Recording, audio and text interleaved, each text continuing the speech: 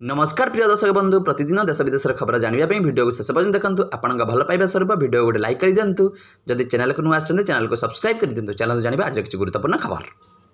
उत्तराखंड में पुणी प्रलय, उत्तराखंडर पिछा छाड़ुनी प्रलय, पुणी बादल फटा वर्षा, पुणी प्रकृतिर भयंकर तांडव। प्रकृतिर भयंकर रूप पुणी थे उत्तराखंड में देखा मिली। एथर प्रकृतिर तांडव क्षति सही राज्यर राजधानी। विलंबित राति प्रबल वर्षा प्रकृति तार रौद्र रूप देखाई। बादल फटा वर्षा कारण दौली जाइए डेराडून। सहस्रधारा नदी फुलिबा कारण स्थल भाग को पानी माड़ी आसी। परवर्ती खबर, माँ पर चलीगला पुअर जीवन। कोरापुट जयपुर सहर निकट बारीटीपुर दुकान घरे उपरकू ट्रक माड़ी जा घटना। माँ पर चलीगला पुअर जीवन। विशाखापाटनार चिकित्साधीन अवस्था पुअर मृत्यु। रविवार एक 14 चकिया मालबोझी ट्रक जातीय राजपथ 26 कड़े एक फास्टफुड दुकान पर चढ़ी जाता। दुकान में 70 वर्षीय जन वृद्धा माँ और 50 वर्षीय पुओ रवि स्वाई उपरकू ट्रक माड़ी जाता। फल घटनास्थल में माँ मृत्यु होता। आज विशाखापाटना मेडिकल चिकित्साधीन अवस्था रविंकर भी मृत्यु होती। परवर्ती खबर, रास्तार गाड़ी चलाई रिल्स कले कड़ा कार्यानुष्ठान। सबू आरटीओ को निर्देश। विपदपूर्ण गाड़ी चलाइले हेब कार्यानुष्ठान। रिल्स बा भिडियो करने ना सड़क सुरक्षा नियम उल्लंघन पर रखा विशेष नजर।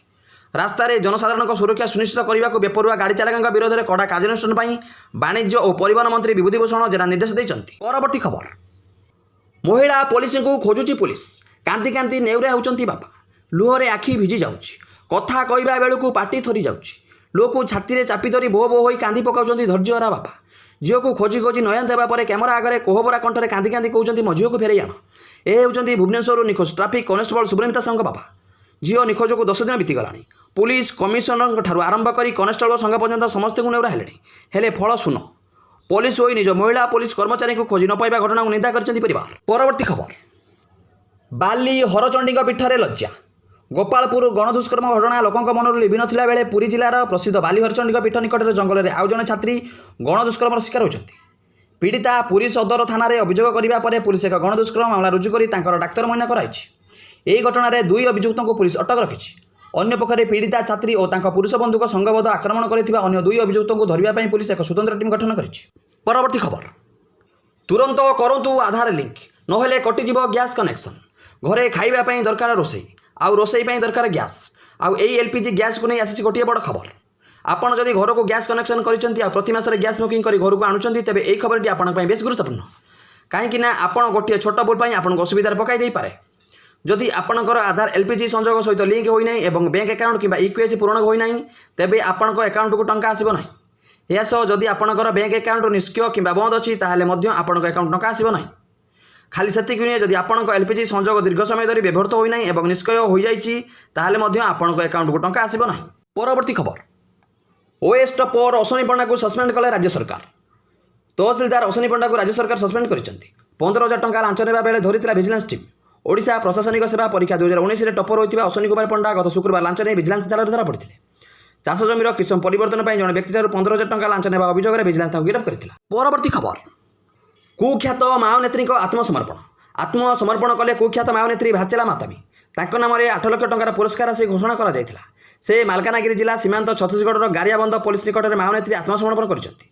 से मृत कुख्यात माओवादी सत्यम गावडेका पत्नी बोली जଣା पड़िछि। परवर्ती खबर, आसिला सीबीएसई नुआ गाइडलाइन। एणिकी 75% उपस्थान नथिले बोर्ड परीक्षा दे पारिबे नाही। आसिला सीबीएसई नुआ गाइडलाइन। एणिकी 75% उपस्थान नथिले बोर्ड परीक्षा दे पारिबेनी 10th और 12th श्रेणी छात्र छात्री।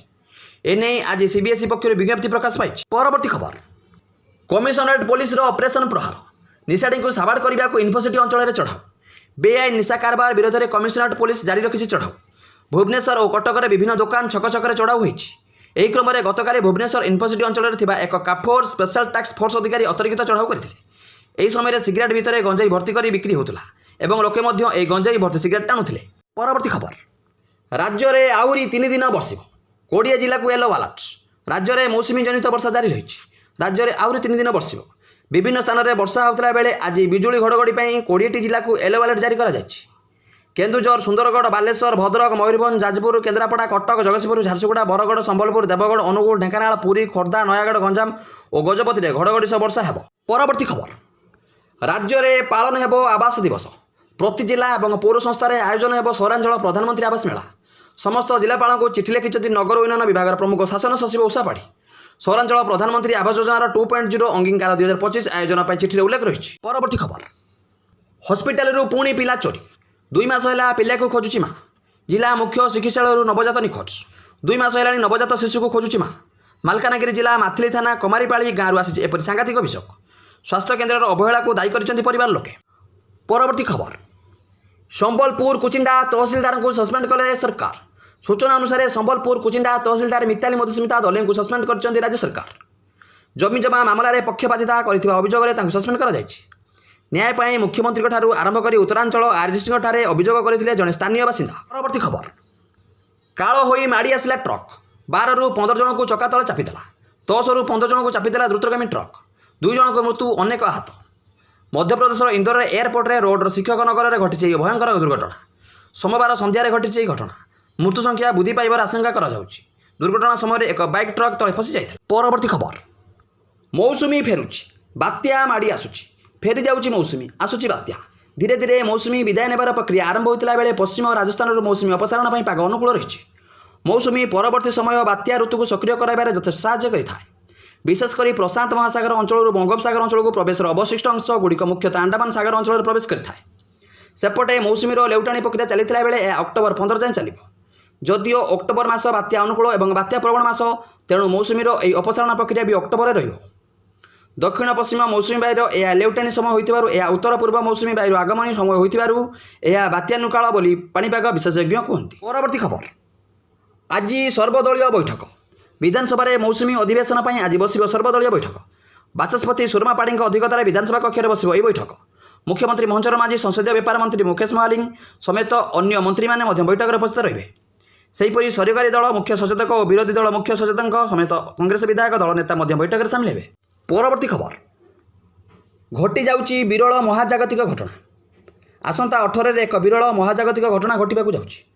2025 FA-22 ନାମକ ଏକ କ୍ଷୁଦ୍ର ଗ୍ରହ ପୃଥିବୀ ନିକଟ ଦେଇ ଅତିକ୍ରମ କରିବ ବୋଲି ସୋମବାର ଆମେରିକା ମହାକାଶ ସଂସ୍ଥା ନାସା ପକ୍ଷରୁ ସୂଚନା ଦିଆଯାଇଛି। ସମ୍ପ୍ରତି ନାସାର centre for near earth object studies ଏବଂ ଜେଟ୍ ପ୍ରପଲସନ୍ ଲାବୋରେଟୋରୀ ଦ୍ୱାରା ଏହି କ୍ଷୁଦ୍ର ଗ୍ରହର ଗତିପଥକୁ ଟ୍ରାକ୍ କରାଯାଇଛି। ପରବର୍ତ୍ତୀ ଖବର, ଭାରତଠାରୁ ହାରିବା ପରେ ପାକିସ୍ତାନ କ୍ରିକେଟରେ ଅଶାନ୍ତି। ଲଜ୍ଜିତ ହୋଇ ବଡ଼ ନିଷ୍ପତ୍ତି ନେଲା PCB। ଭାରତ ପାକିସ୍ତାନ ମ୍ୟାଚ୍ରେ ହ୍ୟାଣ୍ଡସେକ୍ ବିବାଦ ଉଷ୍ମ ହେବାରେ ଲାଗିଛି। ଏବେ ପାକିସ୍ତାନ କ୍ରିକେଟ ବୋର୍ଡ ଏହାର ଅନ୍ତର୍ଜାତୀୟ କ୍ରିକେଟ ଅପରେସନ ନିର୍ଦ୍ଦେଶକ ଉସ୍ମାନ ଓହଲାଙ୍କୁ ନିଲମ୍ବିତ କରିଛି। ପାକିସ୍ତାନ କ୍ରିକେଟ ବୋର୍ଡ ଅଭିଯୋଗ କରିଛି ଯେ ସେମାନେ ଭାରତ ପାକିସ୍ତାନ ମ୍ୟାଚ୍ରେ ହ୍ୟାଣ୍ଡସେକ୍ ବିବାଦ ଉପରେ କୌଣସି କାର୍ଯ୍ୟାନୁଷ୍ଠାନ ନେଇନାହାନ୍ତି। ପରବର୍ତ୍ତୀ ଖବର, ସରୁନି ସାର ଯନ୍ତ୍ରଣା। ସାର ପାଇଁ ରାତି ଅଧାରୁ ଚାଷୀଙ୍କ ଲମ୍ବା ଲାଇନ୍। ସେବା ସମବାୟ ସମିତି ଖୋଲିବା ଆଗରୁ ଶତାଧିକ ଚାଷୀଙ୍କ ଅପେକ୍ଷା। ଲୋକଙ୍କ ପରିବର୍ତ୍ତେ ଲାଇନ୍ରେ ଲାଗିଛି ବ୍ୟାଗ୍, ଚପଲ ଓ ଜରି ଅଖା। ଗଞ୍ଜାମ ଜିଲ୍ଲା ସାନଖେମୁଣ୍ଡି ବ୍ଲକ ରାଧେଇପୁର ସେବା ସମବାୟ ସମିତି ଆଗରେ ଏଭଳି ଦୃଶ୍ୟ ଦେଖିବାକୁ ମିଳିଛି। ସାର ମିଳିବା ଆଶାରେ 4ରୁ 5 ଦିନ ହେଲା ଚାଷୀମାନେ ସମବାୟ ସମିତି ଆସୁଛନ୍ତି, ହେଲେ ସାର ନ ପାଇ ନିରାଶ ହୋଇ ଫେରୁଛନ୍ତି। ଗୋଟିଏ ପଟେ ରାଜ୍ୟରେ ସାରର ଅଭାବ ନାହିଁ ବୋଲି ମନ୍ତ୍ରୀ କହିଛନ୍ତି। ପରବର୍ତ୍ତୀ ଖବର, ଓଡ଼ିଶା ଦେଖିବ ମିନି IPL। ଓଡ଼ିଶାରେ ଖେଳ ହେବ T20 ଲିଗ୍। ଫଟାଫଟ କ୍ରିକେଟରେ ମଜା ନେବେ ଦର୍ଶକ। IPL ଭଳି ଓଡ଼ିଶାରେ ବି ଆରମ୍ଭ ହେବ ଟୁର୍ଣ୍ଣାମେଣ୍ଟ। ତେବେ ଏହାକୁ ନେଇ ଖେଳାଳିଙ୍କଠାରୁ ଆରମ୍ଭ କରି ଦର୍ଶକ ସମସ୍ତେ ଉତ୍ସାହ। ଐତିହାସିକ ବାରବାଟୀ ଷ୍ଟାଡିୟମରେ ସେପ୍ଟେମ୍ବର 7 ତାରିଖରେ ଓଡ଼ିଶା ପ୍ରୋ 20 ଲିଗ୍ ଖେଳାଯିବ। ପରବର୍ତ୍ତୀ ଖବର, ପାଣି ପାଇଁ ରାସ୍ତାରେ ଗରା ବାଲ୍ଟି ରଖି ଆନ୍ଦୋଳନ। ପଦ୍ମପୁର ପାଟଣାଗଡ଼ ରାସ୍ତାରେ ଯାତାୟାତ ବାଧାପ୍ରାପ୍ତ ହୋଇଛି। ରାସ୍ତାର ଉଭୟ ପଟେ ଅଟକି ରହିଛି ଗାଡ଼ି। ବରଗଡ଼ ଜିଲ୍ଲା ପଦ୍ମପୁର ସହରର ରାଜପଡ଼ାଠାରେ ପାଣି ପାଇଁ ରାସ୍ତାରୋକ କରିଛନ୍ତି ସାଧାରଣ ଜନତା। 11ଟି ୱାର୍ଡ ବିଶିଷ୍ଟ ପଦ୍ମପୁର ସହରରେ ପାନୀୟ ଜଳ ସମସ୍ୟା ଲାଗି ରହିଛି।